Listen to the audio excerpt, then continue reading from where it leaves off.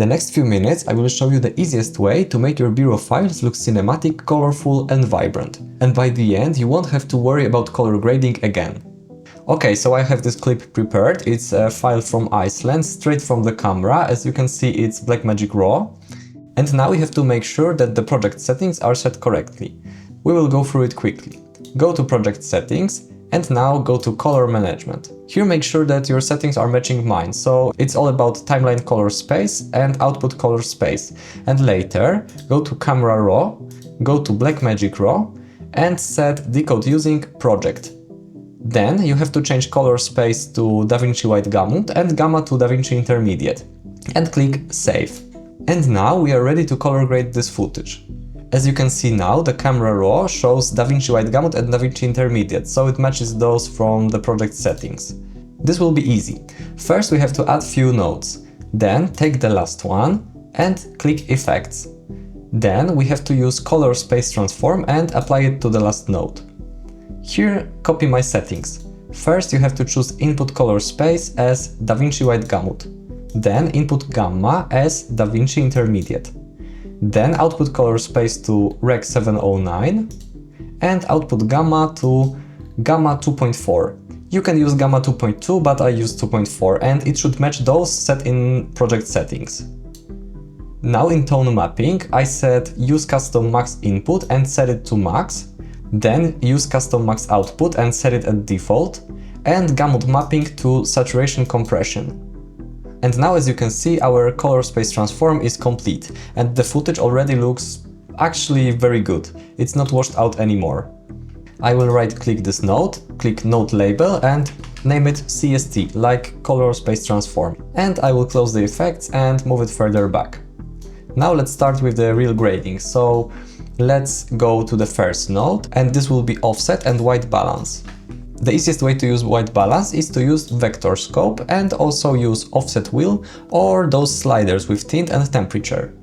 I will use offset wheel, so I will remove a little bit of this yellow to make the image look more neutral. And this is before and after, before and after. Here you want to keep your image as neutral as possible. It will help with the further grading. Then the next node will be contrast.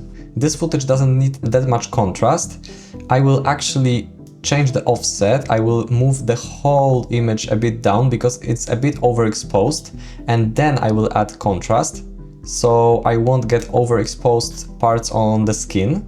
And you can also check it on the scopes as well. So this is before and after, before and after. If you want to tweak the shadows and the highlights more, you can now do it in another node, and now you can tweak your image in log wheels. For example, you can move the shadows down so you can see what happens to make this deep green in the lake pop more. So it's a small difference, but it works. And now the contrast is set. I think that the difference is quite visible, and also remember to set the contrast before saturation, because look how the colors pop without even touching the saturation. Now we can add the next node. Alt plus S is to add the next node and it will be color. And now we can add saturation. Here you have a slider and I'm going to bump it up. Something around 65 to 70 works for me for BRAW, but here, as you can see, it's really easy to overdo those hair and the greenery looks kind of fake. So I will probably leave it at around 65, and this is before and after, before and after. Also remember that you get used to the image that you are editing, so now it can look really vibrant, but if you will get used to it, it will look normal. And now this is the effect that we achieved from a very washed image to this looking very, very good. And I think that we are about 90% there. But now we should add sharpness. So pick a frame that is not blurry and then add another node. This node will be the last node before color space transform. So if you want to add something later, you can add it before. This node will be sharpness. So I go to Blur tab, and now I lower the radius, combined for all the colors. I typically set it to around 0.47. As you can see now, this is the difference before and after, before and after. It will of course work mostly for the things that are sharp, so for example the hair. But here, remember that you can lose the cinematic vibe and make it look too digital. If you make it too sharp, it will look like a smartphone video. It doesn't look that premium anymore. So keep it light, but you can make it much sharper with this setting.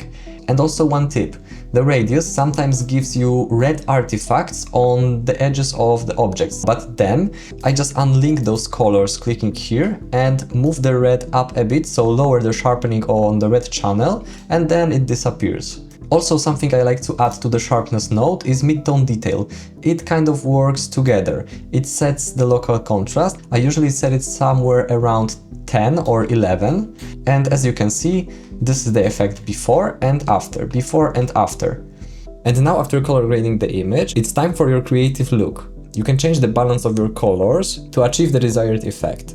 This workflow will work for majority of your BRAW files and it will give you great results. If you want to go deeper, you can check out my other video to check some tips for changing the skin tones or maybe affecting only particular colors. Leave a like and subscribe if it helped you. Thanks for watching, and remember, let your films be shot by reality.